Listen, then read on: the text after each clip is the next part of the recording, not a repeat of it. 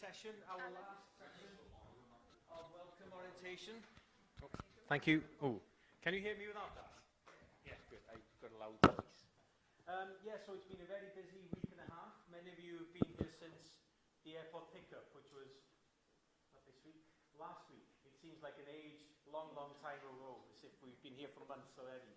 So there's been loads going on, and this is the last session. So I hope that you've been welcomed and you've had a good week and a half. For those of you who arrived early, I asked a few questions. So those who've just arrived, I'll just ask the same thing. I think there are about 5 things which are really important that you have to have done. So I just want to check you've done them all. So first of all, for those of you who are supposed to have a visa, have you collected your BRP card? Yes. Good. Those of you who are supposed to register with the police, have you registered with the police? Good. Everyone's registered with the doctor?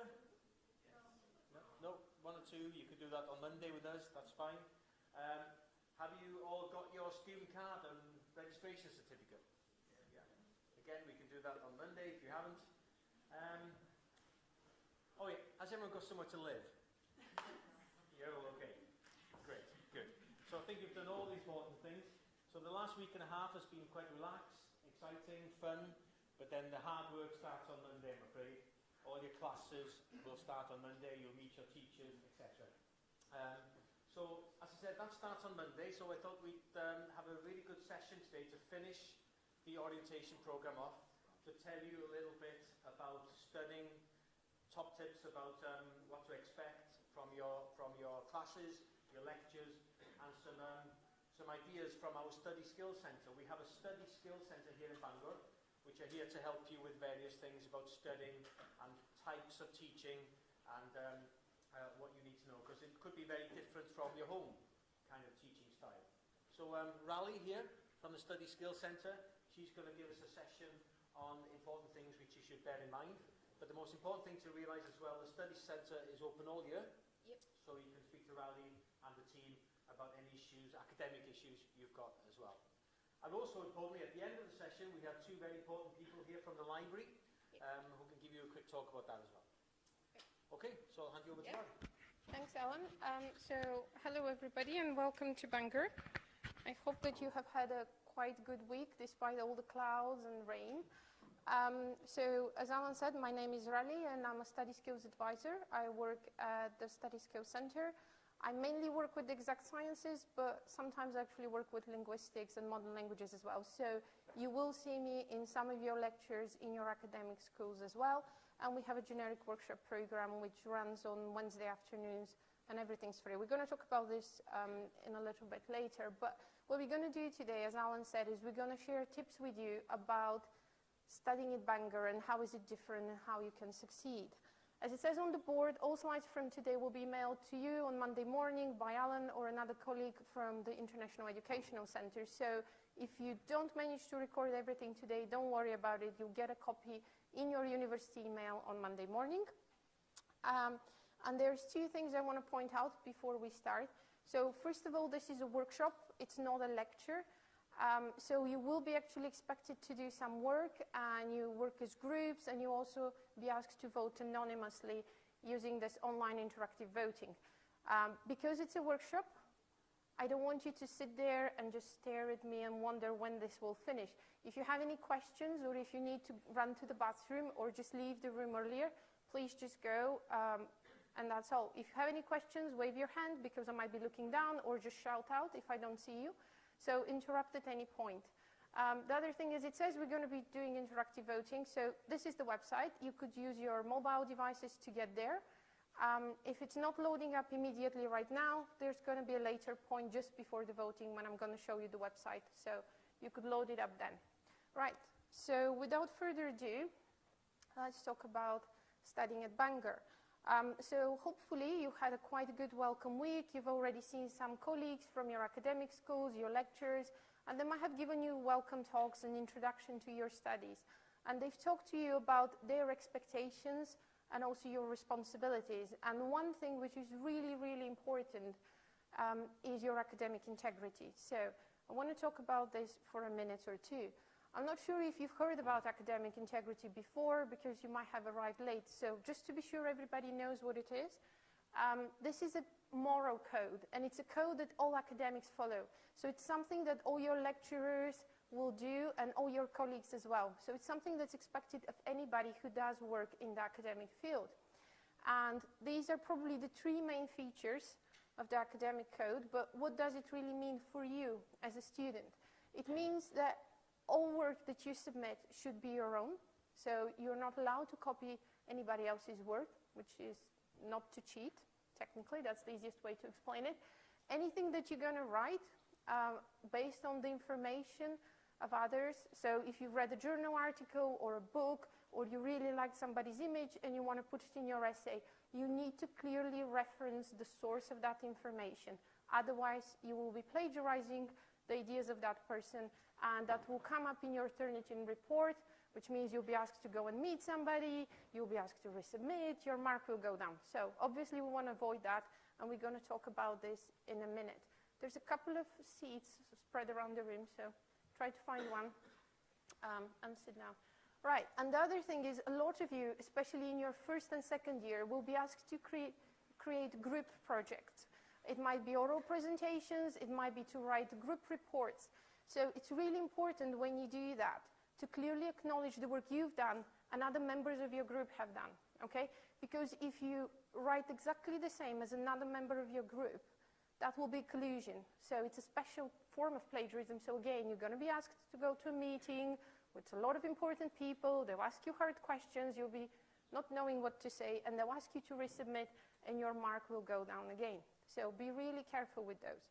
One other thing which is important is to remember that your class attendance has effect on two things. First of all, your academic studies, but also on your visa. And Alan's going to mention that in a little bit as well. But for a lot of you, there's visa requirements. You need to attend your classes a certain number of times per semester, and if you don't, that will affect your visa. So be really careful with that.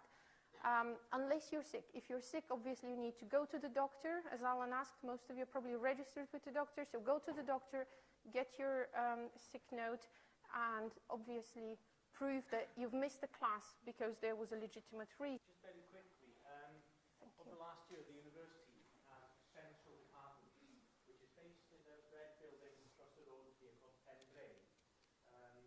So their role is to check on students' attendance, not just international, all students. Because if you miss a certain amount of classes or lectures or timetabled events, they will email you and ask, are you okay? Are you ill? Do you have a problem? Just to make sure you're fine. If you don't reply to that, you get an email which is not as nice, and then another email which is even worse, and then the final email after many weeks would be, we are cancelling your visa. So make sure that if you are going away, even if it's outside the country, if you're ill, you think you'll be away from Bangor for a few days, or you'll miss certain events, in the My Bangor webpage, you'll all have your My Bangor webpage, there's a link called attendance. Just go into that one and say, I am visiting family, or I am ill, I'll be out of Bangor for 2 or 3 days, 1 week, whatever. Just so that people know. And if you're leaving the country, for example, even during the holidays, it's a good idea to put it in, because at the airports on the way back, the immigration officers can see, right, yes, this person has told the university that they're away, everything's fine. So just make sure that attendance is really, really important. So if you're away, just let us know. And please try to attend as many lectures and classes as you can. It's expected that you meet everyone. Otherwise, you'll get these nasty emails about your visa. Okay, thanks. Yep. And there is one thing, I mean, it depends on culture and cultural norms, but for most lectures, it's not a problem if you arrive 10 or 15 minutes late, especially if your lecture is first thing in the morning. We do realize that there's problems with transport in Wales. It can be too cold or too rainy sometimes, so it takes a while to get here. But it's better to arrive 10 or 15 minutes late than to miss a lecture, because that obviously will be counted against you. So as I said, it's really important for your academic integrity to stay away from plagiarism. And this is a very simple, a very short definition of what plagiarism is. It comes from the Oxford Dictionary. So as it says there, it's you taking the work of somebody else without saying that it belongs to that person. And if you don't say it belongs to somebody else, most people would assume it's your idea. It's something that you came up with. So you need to be really careful with that. And unfortunately, that's just a very generic definition. But when you actually write, there's another thing. You need to not only reference somebody, but you need to do that in a very clear, specific way to ensure that there's a full acknowledgement going to that person, okay? So we're going to talk about this in a minute, but as well, any images. So a lot of people think tables or figures, like bar charts, they don't need to be acknowledged. No, they actually are the idea of somebody else. So you need to acknowledge those as well. And remember to cite them in the body of your text, as well as to reference at the end of the text that you're submitting. So, as I said, please go to this website, okay? Use your mobile devices. And what you can see here is original text, which comes from the BBC Health webpage. And it's something to do with scrolling through websites. And a student has chosen to use this original text, which is on the left, in their own writing. So their own writing is up there on the top, on the right. So what I'd like you to do is take a minute or two, read the original text, and compare it to the student's attempt of using this text. Then, by going to the website, if you think the student has plagiarized the work of the person who's wrote the BBC Health webpage, press A for plagiarism, or press B if you think they haven't plagiarized. Okay? So I could see a number of you have voted already. There's 3 people who have voted. I'll give you 2 minutes, so I'm expecting about 50 votes. Okay, so 73% of you, which means 35 people in the room, think this is plagiarism, and 13 of you think this is not plagiarism. Okay, so let's see what the situation is. If we indulge the ones who think it's not plagiarism. So, as it says here, this is actually a case of plagiarism. There is a citation at the end, those brackets here, talking about the author and the year of publication, but most of the text is actually directed copy and paste. So there isn't any indication that this is a direct quote. For you to say that something's been directly quoted, you need to use something which is called double quotation marks. So these guys, okay? That's common for most styles. There's a couple of referencing styles that use single quotation marks. But one way or another, if you're going to copy and paste the work of somebody else, you need to do the double quotation marks. Otherwise, it's going to come up as 100% plagiarism, and Turnitin is going to highlight it. Despite that little citation here, that's not going to save you, okay? And that refers back to what I said. You need to fully acknowledge the source. So you're not only saying it came up from these people, but I've also copied all their expression, their whole sentences, their whole structure, their whole way of expressing themselves. Okay, so if we try this in a slightly different way, so the same original text, but this is from a different student. So use the same website, look at the texts again, and vote, deciding on whether this is a case of plagiarism or not. So 65% think this is plagiarism and 35%. So more of you this time think this is not plagiarism. Okay, let's see what's the case. This is a case of plagiarism. Okay, this is a case of plagiarism because some words of the original text have been swapped with synonyms, but the sentence structure is exactly the same. And although there is a citation at the end, this is still plagiarism. So let's look at those words. So you could see social media devotees are being encouraged. So the word encouraged here has been changed with the word urged, okay?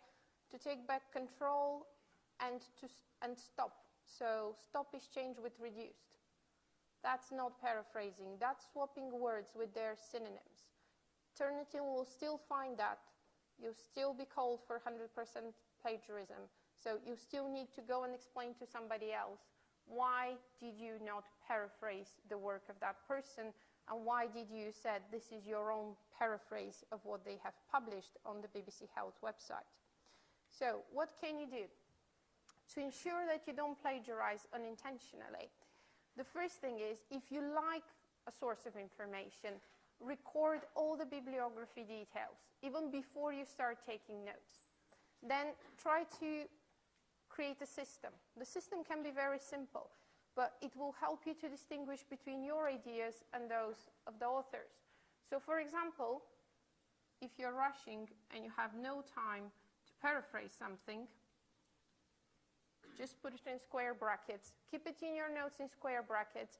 That means it has come from the authors. I need to paraphrase it later, or I need to use double quotation marks around it later, so it will not come up as plagiarism. Everything which is out of the square brackets, it's my own idea. Some people don't like brackets, so what they do is they use different ink. Everything which comes from the authors is written in blue. Everything which comes from you or your own ideas is written in black. That's another simple way. Whatever you choose to do, record somewhere what those brackets mean or what that color means. Because when you come to look at it, even just a week later, you wouldn't remember. So it will be hard for you. And that's where people start to get confused and they actually plagiarize without intention. So while you're taking notes, ensure that if you really, really like a certain sentence and you don't think you can write it better, you remember to use the little guys, the double quotation marks, so you can quote directly without worrying that plagiarism will come up. And when you write, even your very first draft, remember to add a citation in the body of your text and a reference at the end of your text. All the data, all the figures, graphs, tables, any images that you're going to put in there, remember to label them as either adapted, if you've taken only part of them, or you have redrawn them, or reproduced if you've taken them exactly as they have been in the original source. You come from a wide variety of areas. So all of you will study in different academic schools. You'll be expected to do different things. For each academic school, there will be a different referencing style. So next week or in the upcoming week, probably your lecturers will let you know we want you to use Bangor Harvard, we want you to use APA or Royal Society of Chemistry.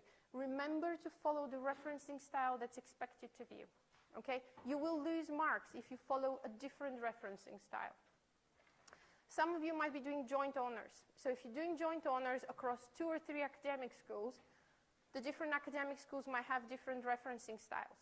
So if you're submitting to one school, for example, if you're doing chemistry with French, for chemistry you'll be expected to use the Royal Society of Chemistry style, while for French you'll be expected to use the MHLA style. So they're very different. So if you're going to be submitting an essay for chemistry, follow one style. If it's going to be for French, follow the other style. And ensure you follow the correct style. So plagiarism is something that's going to come up definitely in your first and second week in your lectures. Your lecturers will talk to you a lot about that. But if you're really worried about this today or tomorrow, these are 5 sources that you could use. A lot of them are online guides, so there's a lot of writing in there and you could read, and there's a lot of advice. There's an online quiz. It's very similar to what we've done today, those 2 votes that you've casted. So try to use those to get further ideas to develop your own understanding and writing. And here at the bottom is the Bangor University Harvard referencing style, which is prepared by my colleagues from the library. So they'll talk to you about it at the end as well.